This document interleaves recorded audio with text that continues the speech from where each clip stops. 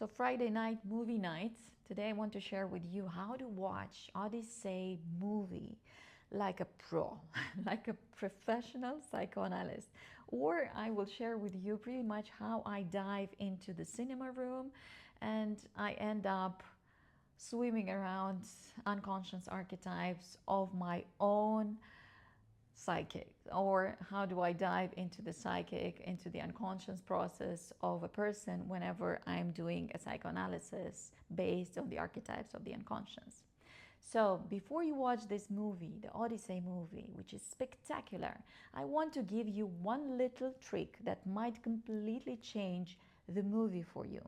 So for more than 20 years, I've been studying unconscious symbolic patterns, mythology, and psychoanalysis, and building matrices on date of birth and so on. But Greek mythology is one of the easiest way to understand what exactly do we mean by archetypes. Don't think the 12 Jungian archetypes. Let's go beyond that. So Greek mythology consists of archetypes and patterns which live inside our psychic. So whenever you enter the cinema, forget for a moment that you are watching gods and monsters and a fairy tale. It's not a fairy tale, it's what's happening to you. Imagine you're entering the human unconscious or your own unconscious. So the gods are the psychological forces, energies. The monsters are psychological forces as well, energies living inside your system, your unconscious system. Every journey itself can be read as a journey through different states of the psychic. Let's take Poseidon. Who is he? Don't just see the god of the sea, who they pray to. See the force we cannot control in our lives. See the chaos or the rage or the storm that destroys our beautifully constructed plans. So think of Odyssey. He tends to overthink everything. His intelligence is his superpower. His strategic thinking is his superpower. So he represents in this movie the ego, which eventually dies. Yeah, metaphorically speaking, dies, right? Because he returns home as a nomad, right? So his ego dies. But when you look at Odysseus, think of him as a representation of your own conscious mind, of the conscious mind that is based on things we know about ourselves. So this is Odyssey, but he's being controlled by Poseidon, who is the god of the sea, yeah, who rules the sea.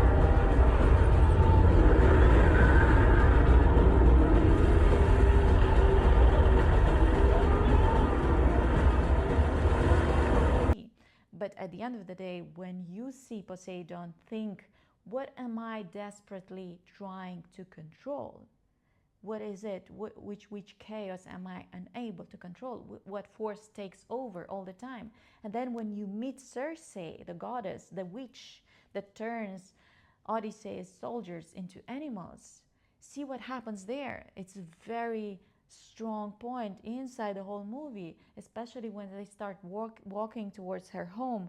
They meet these wild animals, which are tigers, lions, pumas, and so on, which are terribly domesticated. So think of that as a force, as your inner potentials, your talent, your inner liveliness that is repressed. This is how archetypal world unfolds. So this is how we see that this wild force of the animal is domesticated and just lives quietly. This is what happens inside our psychic as well. So think of this when you meet this moment in the movie. And then she tells Odysseus, when he faces her after she turned his men into pigs, she says, I didn't turn your men into anything. This is who they are. So psychoanalytically, that is fascinating, because Circe doesn't create the animal. She reveals what stands, what is truly inside us. So she removes the civilization, that mask that we tend to wear and tend to pretend, this Instagrammic look. And she exposes the primitive impulses underneath that actually rule our life and decisions. Then watch the Cyclops, this terrible monster that eats man literally as, chicken wings. One enormous eye he has, one perspective, one truth. This is the representation of something we meet inside our lives that is so limited that tends to see only one side of the story. This is what the Cyclops represents, being able to see only one side of the truth. And this is why he eats the man.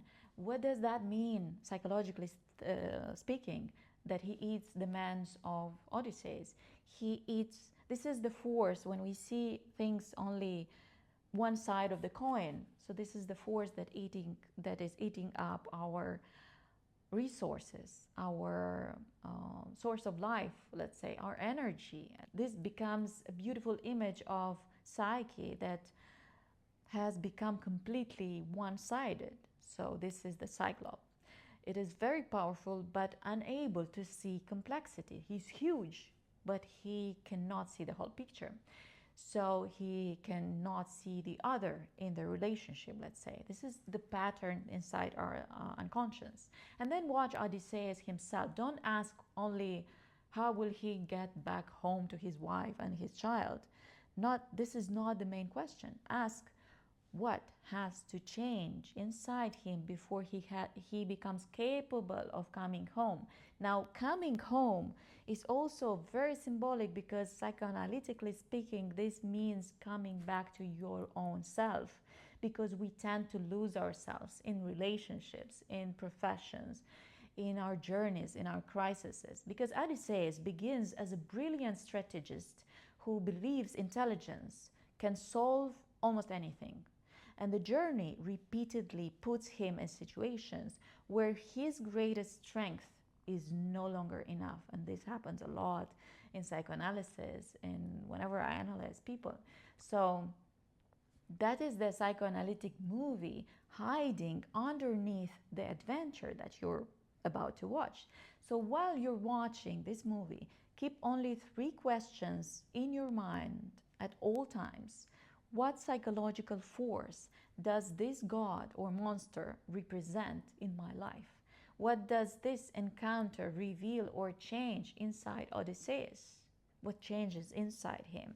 And most importantly, why am I reacting so strongly to this particular character? Yeah, so because that is when it gets truly interesting.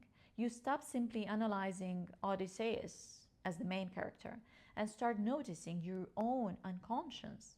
So go into the cinema as you are entering a psyche of another person or your own. Because furthermore, on this channel, I'll be going to do, I'll do a deeper psychoanalytic analysis of the Odyssey journey, scene by scene, and I will show you exactly how this movie unfolds in your life, within your unconscious archetypes, how these scenes, particularly these scenes, each scene that you will witness in this movie is happening to you. It's just that you don't see it because this is something that happens unconsciously, and the unconscious, same as dreams, it speaks with us through symbols alone. And if you'd like to join an online or offline workshop and use this film to begin exploring your own inner archetypes, you can DM me one word, Odyssey, and then I'll reply to you with a few questions and get back to you with an answer that will help you see which gods are actually influencing your behavioral patterns and why. So until next time, stay subscribed and like this video.